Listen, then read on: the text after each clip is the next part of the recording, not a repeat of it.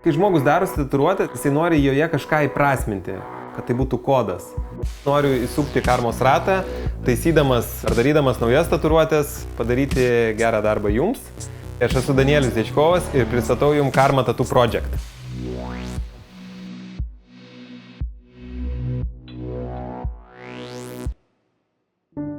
Jau gan ilgą laiką viena idėja man neduoda ramybės ir pagaliau atėjo tas momentas, kai aš galiu skirti tam ir laiko, ir savo energijos, o jisai kilo iš dviejų projektų buvusių praeityje.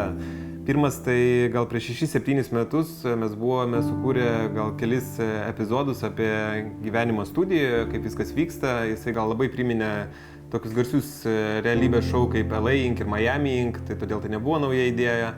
Ir praeitais metais buvo pabandymai perdarinėti senas tatuiruotės, daryti coverius tų tatuiruočių, kurių daug kas atsisakydavo perdarinėti. Man tai būdavo iššūkis ir susilaukė didelio jūsų dėmesio. Todėl aš sugalvojau, kad tai galėtų tapti toks 7 epizodų mini realybės šou pavadintas Karma Tattoo.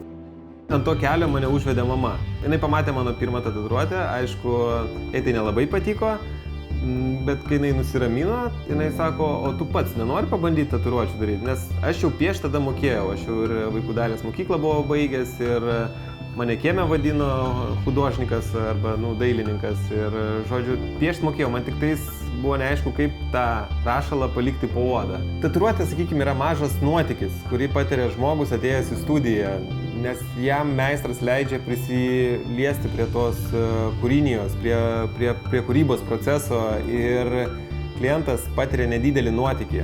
Jisai išbando savo galimybės, tai yra perkenčia skausmą ir jisai jaučiasi padaręs nedidelį žygdarbėlį, kad va, aš iškentėjau, aš to nusipelniau, aš esu šaunuolis.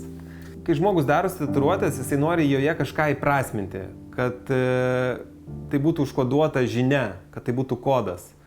Tai praktiškai žmogus yra kaip knyga, ten yra daug istorijų, o knygą su iliustracijom vartyti kur kas yra įdomiau. Ir man reikia tokio žmogaus, kuris galėtų papasakoti įdomią istoriją, o aš palei tą istoriją galėčiau sukurti įdomią tatuiruotę. Man svarbiausia, kad jūs galėtumėte tą istoriją papasakoti į kamerą.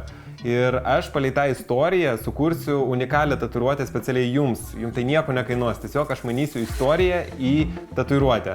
Tai va, rašykite laiškus man į elektroninį paštą danistatu@gmail.com ir aš visus laiškus perskaitysiu ir atrinksiu 7 dalyvius, su kuriais susisieksiu ir mes darysim tas tatuiruotės, visą tai nufilmuosime ir išleisime tokius trumpas serijas, epizodus apie kiekvieną tą istoriją.